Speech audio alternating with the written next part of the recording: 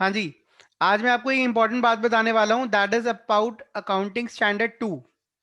हमारे काफी सारे अकाउंटिंग स्टैंडर्ड में से जो अकाउंटिंग स्टैंडर्ड नंबर 2 है वो इन्वेंट्री पर बना हुआ है। इन्वेंट्री वैल्यूएशन, इन्वेंट्री बोले तो स्टॉक, ठीक है। और इसकी लाइन क्या कहती है, इसकी एक लाइन कहती है कि stock is recorded at cost और market price, market value. Market value का दूसरा नाम होता है नेट रियलाइजेबल वैल्यू, जो मार्केट में बेच के हमें पैसा मिल सकता है। विच एवर इज लोअर, इस लाइन को याद रखना है आपने, विच एवर इज लोअर। कहता है अगर कॉस्ट 1000 रुपए है, किसी चीज को हमने 1000 में खरीदा, लेकिन अब उसकी मार्केट वैल्यू 800 रह गई है, तो आप 800 लोअर पे रिकॉर्ड करेंगे। कॉस्ट 1000 रुपए, मार्केट वैल्यू 1200 है, तो आप 12,000 पे रिकॉर्ड करेंगे, लोअर वैल्यू पे रिकॉर्ड करना है। ठीक है, इतनी बात आपको समझ आई? अगर आपको समझ आई तो हाँ हम इस भैया। पर बेस्ड नेक्स्ट क्वेश्चन करते हैं। ठीक है, and that is question number 7। From the following information prepare trading account for the year ended 31 March 2019।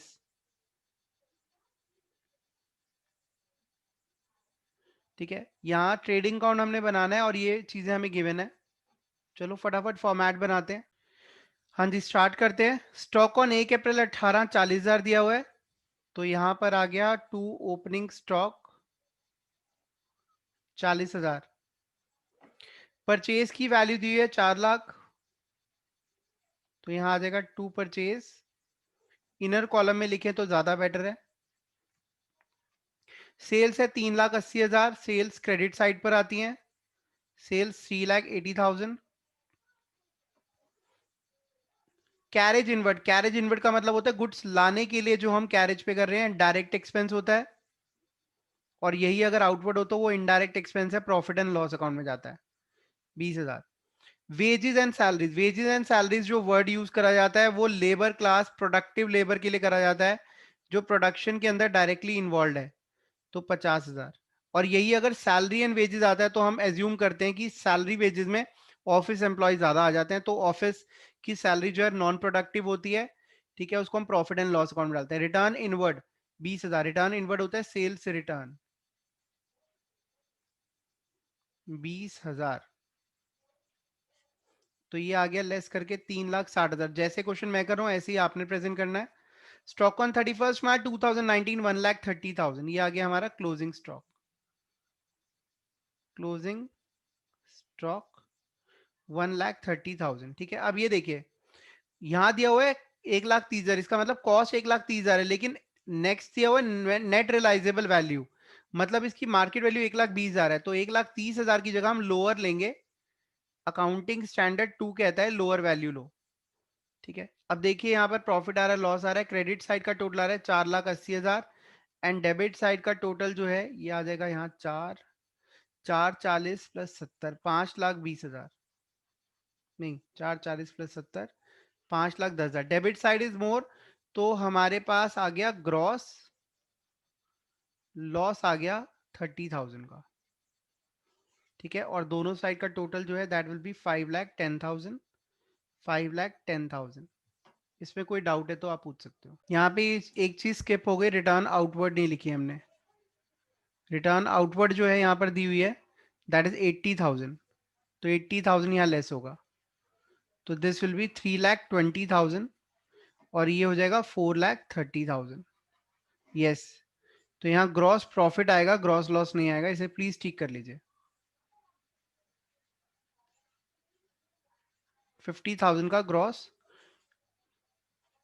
Profit आएगा, और इनका टोटल चेंज होके 4,80,000 हो जाएगा। ठीक है, मैं एक बार रेड मार्क कर देता हूँ जहां जहां मैंने ठीक करा है, यहाँ पर, यहाँ पर, ठीक है, यहाँ पर, और टोटल, इसको आप ठीक कर लो। देखिए लास्ट क्लास में डिस्कशन हुआ था कि एक टॉपिक पर, वो इसमें है। From the following information prepare trading account for the year ended 31 March 2019। Adjusted purchase is given 6,60,000, sale is given 7,44,000, closing stock is given 50,400, freight and carriage inward 3,600, wages 6,000, freight and cartage outward 2,000. Let's prepare trading count. हाँ जी, तो यहाँ पे adjusted purchase given है ना, तो adjusted purchases हम यहाँ लिख देते हैं, टू एडजस्टेड परचेजेस। इसका मतलब जो भी परचेज के अंदर हमने एडजस्टमेंट्स करनी थी वो ऑलरेडी हो चुकी हैं। 6,60,000। अब यहाँ पे सेल्स गिवन है, सेल्स 7,44,000। दो चीजें आपने यहाँ पे नहीं लिखनी जब एडजस्टेड परचेज गिवन है। पहली है ओपनिंग स्टॉक, ये नहीं आएगा। दूसरा है क्लोजिंग स्टॉक, ये भी नहीं आएगा क्योंकि वो ऑलरेडी एडजस्टेड है। फ्रेट एंड कैरेज इनवर्ड दिया हुआ है। फ्रेट एंड कैरेज इनवर्ड मतलब माल लाने के लिए जो हमने फ्रेट या कैरेज हम पे करते हैं, फ्रेट एंड कैरेज इनवर्ड। तो ये कितना दिया हुआ है, 3,600, 3,600। और वेजेस 6,000। वेजेस हम एज्यूम करते हैं प्रोडक्टिव वेजेस हैं। फ्रेट एंड कैरेज आउटवर्ड ये प्रॉफिट एंड लॉस अकाउंट की आइटम है, यहाँ नहीं आएगी। तो क्रेडिट साइड का टोटल है 7,44,000 और ये आ रहा है 6,60,000, 6,69,600। तो ये आ जाएगा 30,400 प्लस 44, 74,400 का प्रॉफिट दिख रहा है यहाँ पर। तो जीपी आ जाएगा ग्रॉस प्रॉफिट 74,400। ये आंसर ठीक है। यस, 74,400 का प्रॉफिट आ गया और दोनों साइड का टोटल जो है दैट विल बी 7,44,000। 7,44,000। इसमें कोई डाउट है तो पूछ लो। आज मैं तुम्हें एक नई चीज सिखाने वाला हूं जिसका नाम है इनकम स्टेटमेंट्स। ठीक है, हालांकि ये हायर क्लासेस के अंदर जरूरत पड़ती है बट स्टिल 11 से अगर एक बार सीख लो तो बाद में रिपीटेशन होकर आपको परफेक्शन हो जाएगी। ये इनकम स्टेटमेंट हमें बताती है कि हम अपनी प्रॉफिट और लॉस की फिगर्स कैसे निकालते हैं। सेल्स में से हम सबसे पहले cost of goods sold less करते हैं। जब हम इसमें से cost of goods sold less कर देते हैं, हमारे पास जो फिगर आती है वो ग्रॉस प्रॉफिट की फिगर आती है। अगर नेगेटिव फिगर है तो वो लॉस भी हो सकता है, लेकिन अभी हम इनकम की बात करें तो प्रॉफिट ही मानते हैं। अब देखिए, खर्चे दो प्रकार के होते हैं। हमने अभी क्या सीखा था, खर्चे दो तरह के होते हैं, डायरेक्ट और indirect. Capital expenditure, revenue expenditure में तो हम कौन से एक्सपेंडिचर की बात कर रहे हैं, रिवेन्यू एक्सपेंडिचर की। रिवेन्यू एक्सपेंडिचर भी दो तरह के होते हैं, डायरेक्ट और इनडायरेक्ट। इसके अलावा इनकी और एक और कैटेगरी है। एक्सपेंसेस को हम दो कैटेगरी में और बांट सकते हैं। एक, वो खर्चे जो बिजनेस को सामान्य नॉर्मली चलाने के लिए हम करते हैं, ठीक है, नॉर्मल एक्टिविटीज पे वो एक्सपेंसेस होते हैं, तो उसको हम बोलते हैं ऑपरेटिंग एक्सपेंसेस। एक, हमें बिजनेस को फैसिलिटेट करना होता है कुछ और एक्स्ट्रा चीजों के लिए, तो उसके लिए हम और कुछ एक्स्ट्रा एक्सपेंसेस करते हैं, उसको हम बोलते हैं नॉन ऑपरेटिंग एक्सपेंस। ये बिजनेस के ऑपरेशन से रिलेटेड तो होते नहीं है, लेकिन ये कहीं ना कहीं इनडायरेक्टली बिजनेस को फंड्स चाहिए, पैसा चाहिए, तो उसके लिए ब्याज देना पड़ेगा। ठीक है, तो कुछ ऐसे खर्चे हैं जो बिजनेस के ऑपरेशंस पर नहीं हो रहे, लेकिन बिजनेस को कहीं और सोर्सेज की भी जरूरत है, कहीं और चीजों की भी जरूरत है, या कुछ ऐसी एक्टिविटीज हो रही हैं जिससे वो एक्सपेंसेस जनरेट हो रहे हैं या लॉसेज आ रहे हैं। जैसे हमने अपनी गाड़ी बेच दी, उस पर नुकसान हो गया, कोई आग लग गई, उस पर कोई नुकसान हो गया, तो ऐसे खर्चे बिजनेस के ऑपरेटिंग एक्सपेंसेस नहीं आते। These are called non operating expenses, abnormal expenses या ऑपरेशन से हटके खर्चे। ठीक है, तो देखिए, अगर हम ग्रॉस प्रॉफिट में से सिर्फ वही खर्चे लेस करें जो बिजनेस के ऑपरेशंस के एक्सपेंस है, मतलब वाइल ऑपरेटिंग योर बिजनेस, जैसे एक साइकिल चलाते हैं या एक बाइक चलाते हैं, तो उसको चलाने के लिए मेन मेन एक्सपेंसेस कौन से हैं, ठीक है, उसमें इंजन ऑयल डलवाना, रिपेयर मेंटेनेंस वगैरह वगैरह, पेट्रोल डलवाना।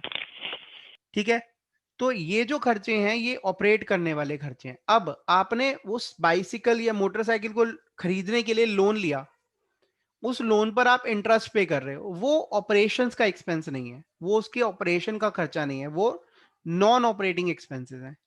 ठीक है, तो मैं उन खर्चों की बात कर रहा हूं जो ऑपरेटिंग एक्सपेंसेस है, और उन इनकम्स की बात कर रहा हूं जो उन्हीं ऑपरेशन से जनरेट हो रही है, जो हम बिजनेस ऑपरेट कर रहे हैं उसके ऑपरेशन से जनरेट हो रही है, एक्स्ट्रा इनकम्स नहीं। फॉर एग्जाम्पल मैं ट्यूशंस पढ़ा रहा हूँ, तो मेरी इनकम जो ट्यूशन से आ रही है वो सारी क्या है, ऑपरेटिंग इनकम। लेकिन अगर मेरी कोई ऐसी इनकम है, रेंट की इनकम हो गई, इंटरेस्ट की इनकम हो गई, ठीक है, मैंने कोई प्रॉपर्टी बेची उसका प्रॉफिट हो गया, वो ऑपरेटिंग इनकम नहीं है, वो अदर इनकम है लेकिन ऑपरेटिंग नहीं है। तो जब मैं सिर्फ ऑपरेटिंग एक्सपेंस और ऑपरेटिंग इनकम्स लेता हूं, तो मेरे पास जो प्रॉफिट भी आता है वो ऑपरेटिंग प्रॉफिट आता है, ठीक है। और जब मैं इसमें से अब नॉन ऑपरेटिंग एक्सपेंस लेस कर दूंगा और नॉन ऑपरेटिंग इनकम्स को ऐड कर दूंगा,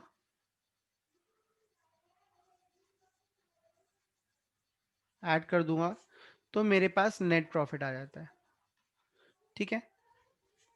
अब देखिए मुझे क्या करना है, यहां पर क्वेश्चन नंबर 11 के अंदर ऑपरेटिंग प्रॉफिट निकालना है। तो ऑपरेटिंग प्रॉफिट निकालने के लिए या तो ग्रॉस प्रॉफिट में से ये चीजें लेस करो और ऐड करो, और अगर हमें नेट प्रॉफिट गिवन है तो ये नॉन ऑपरेटिंग इनकम लेस हो जाएगा और ऑपरेटिंग एक्सपेंस ऐड हो जाएगा, तो मेरे पास ऑपरेटिंग प्रॉफिट आ जाएगा, ठीक है। तो आप चाहें तो इसका फॉर्मूला भी बना सकते हैं, अपने आप बनाएंगे।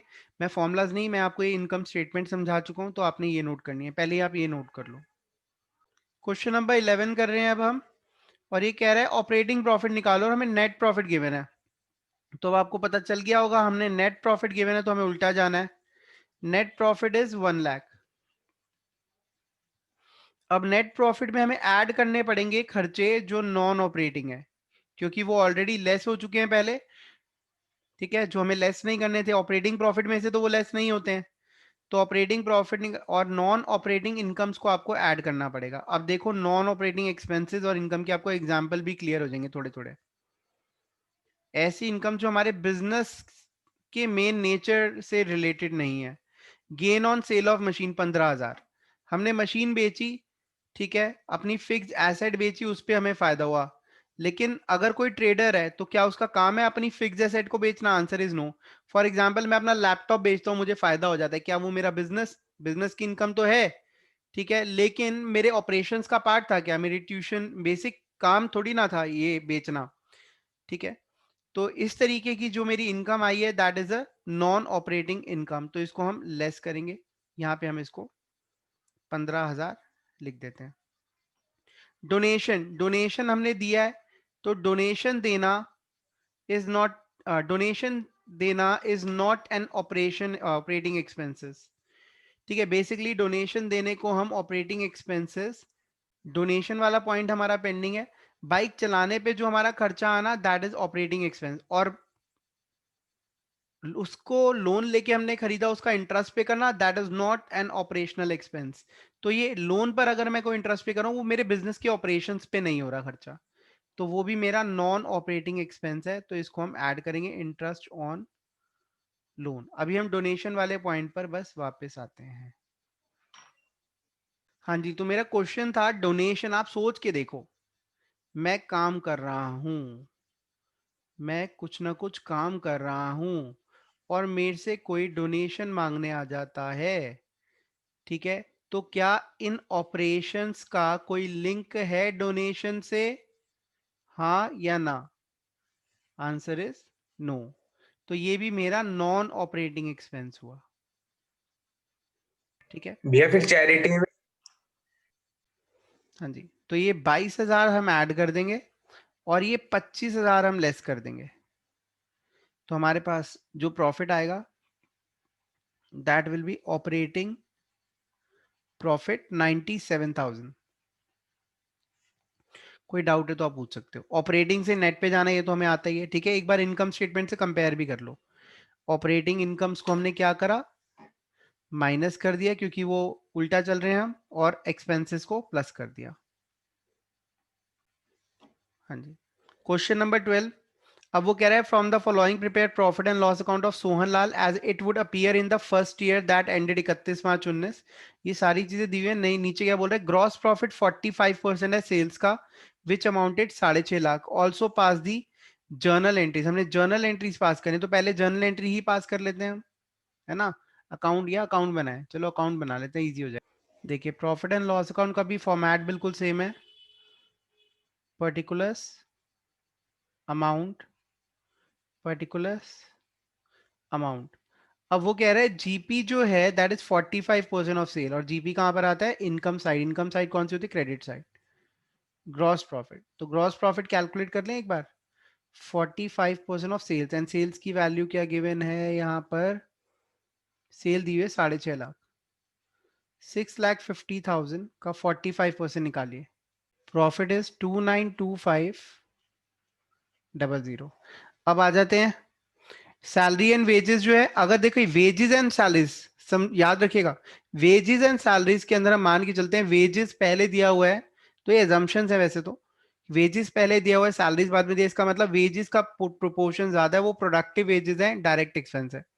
जब सैलरी एंड वेजेस लिखा हो तो ये जनरली एजम्पशन रहती है कि हम लोग इसको इनडायरेक्ट एक्सपेंस मानेंगे, इसको अनप्रोडक्टिव या फिर ऑफिस की सैलरीज मानेंगे। ठीक है, जो प्रोडक्टिव नहीं है, प्रोडक्शन का खर्चा नहीं है, गुड्स पे डायरेक्टली इनकट नहीं हो रहा है, इनडायरेक्ट एक्सपेंस 30,000। कमीशन पे कर रहे हैं, कमीशन पे करना भी क्या है? Indirect expense. ठीक है, कमीशन किस पर पे करते हैं? जो हम गुड्स बेचते हैं तो उसके लिए हमें कुछ ना कुछ किसी को कमीशन देनी पड़ जाती है। पोस्टेज के खर्चे, कोरियर करवा रहे हैं कहीं पर, तो पोस्टेज एंड करियर कोरियर के एक्सपेंसेस जो हैं, ठीक है, वो भी क्या है? इनडायरेक्ट एक्सपेंस है। 1500 यहाँ डेबिट हो गए।